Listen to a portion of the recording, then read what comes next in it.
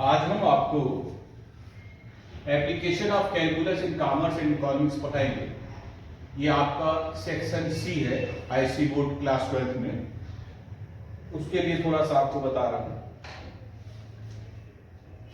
सबसे पहली चीज आती है cost function.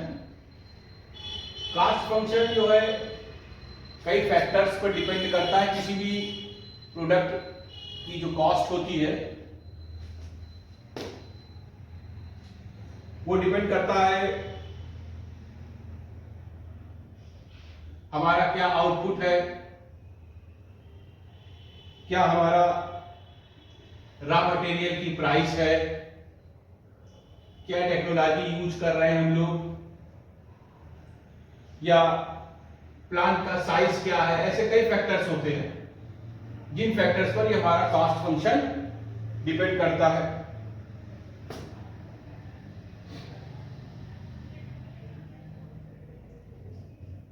Total cost,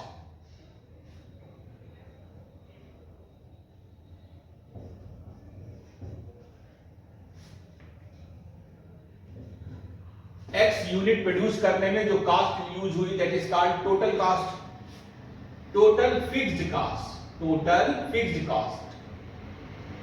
fixed cost वो होती है कि आपका प्रोडक्शन जीरो है लेकिन कुछ कॉस्ट ऐसी होती है जैसे कि वो तो लगना ही लगना है, जैसे कि इलेक्ट्रिसिटी का बिल आता है, लेबर के चार्जेस हैं, वो तो लगने हैं। तो कुछ चार्जेस ऐसे होते हैं जो फिक्स होते हैं, वो आपका जीरो प्रोडक्शन पर भी वो लगेंगे। That is called fixed cost. That is total cost at x equal to zero.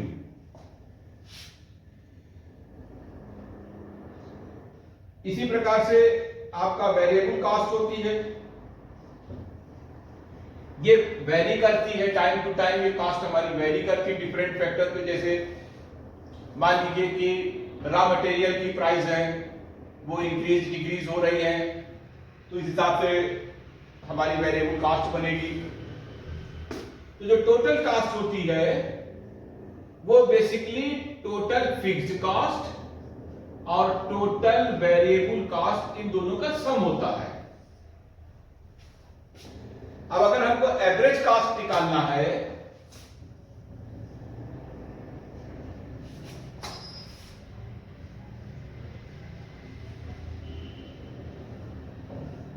Average cost, तो total cost divide by number of units, that is called average cost.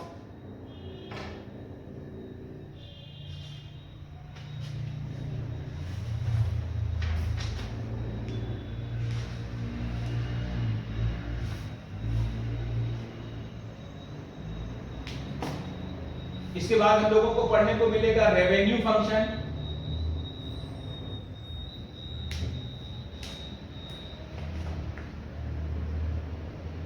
Revenue function का formula होगा price into demand. मान लीजिए P rupees price है, x unit की demand है, तो P x हमारा जो है ये P into x, that is called revenue. Average revenue, तो एवरेज रेवेन्यू होगा revenue function divide by per unit, that is P X divide by x,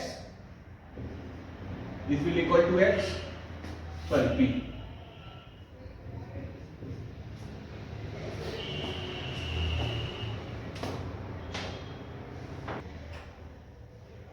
profit function,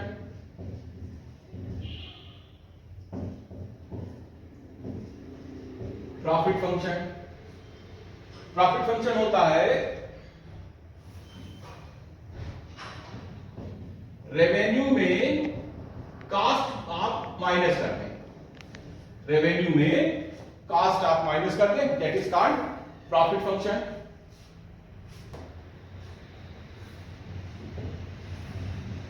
average profit, number of unit से divide कर दीजिए, number of unit से divide कर, जहां पर भी आपको एवरेज निकालना हो वहां नंबर ऑफ यूनिट से डिवाइड कर लीजिए। इसके बाद आपको टर्म मिलेगा break even point.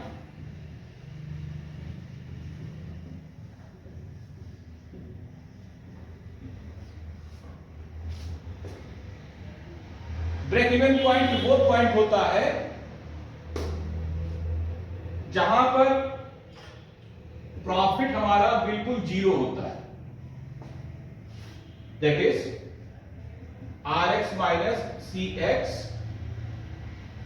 equal to 0, that is Rx equal to Cx, that is the point at which revenue is equal to the cost, the point at which revenue is equal to the cost।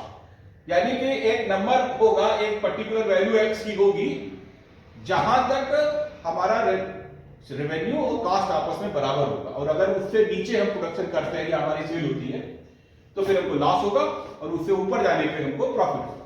मैं एक question में इसको clear करूंगा, देखिएगा। मान लीजिए किसी certain commodity का कॉस्ट फंक्शन हम लोगों को ऐसे गिवन है 30x प्लस 200, ऐसे गिवन। अब अगर हम लोगों को इसका ब्रेक इवन पॉइंट निकालना है,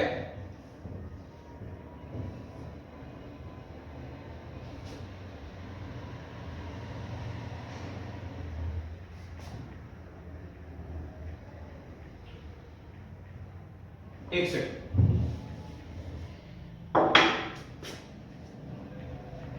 हमको कमोडिटी की प्राइस गिवन है 50 रुपीज पर यूनिट, और कॉस्ट फंक्शन ऐसे गिवन है। तो अगर हमको ब्रेक इवन पॉइंट निकालना है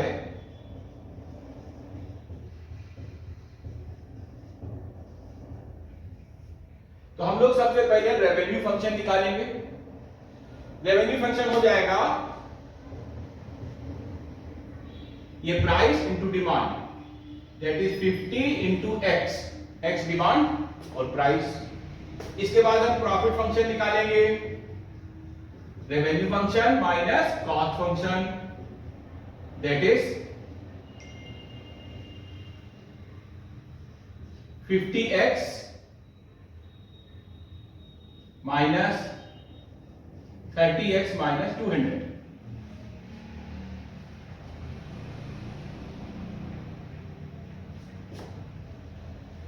ये आ जाएगा 20x माइनस 200। अब अगर हम लोगों को ब्रेक इवन पॉइंट निकालना है तो उसके लिए px इक्वल टू 0 पुट कर दीजिए, that is 20x minus 200 equal to 0। यहां से x की वैल्यू हो जाएगी 200 divide by 20, that is 10।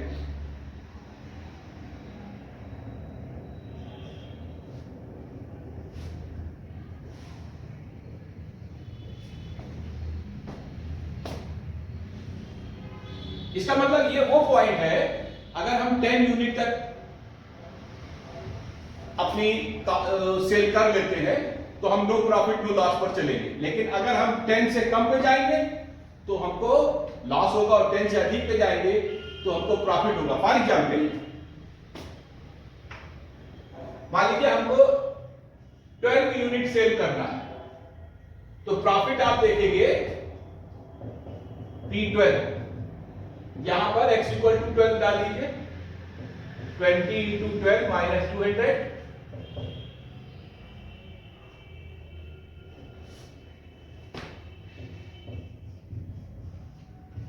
That is 40 rupees.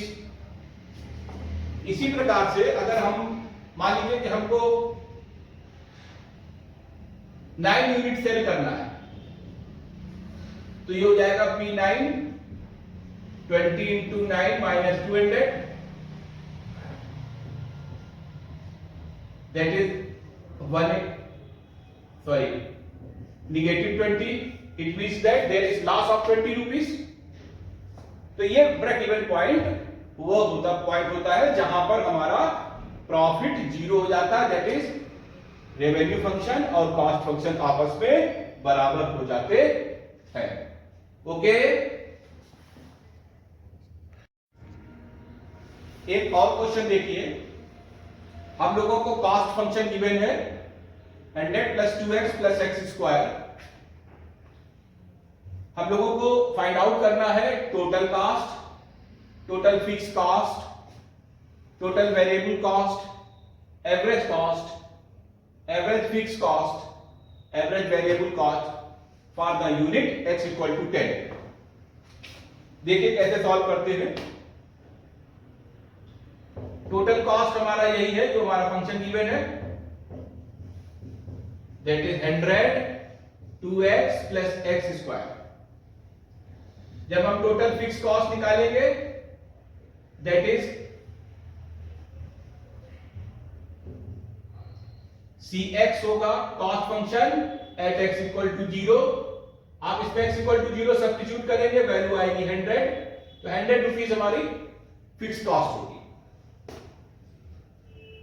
Total variable cost, fix cost में से इसको माइनस कर दीजिए, that is x square plus 2x, ये हमारी होगी टोटल वेरिएबल कॉस्ट। अब मैंने आपको बताया कि अगर एवरेज निकालना है,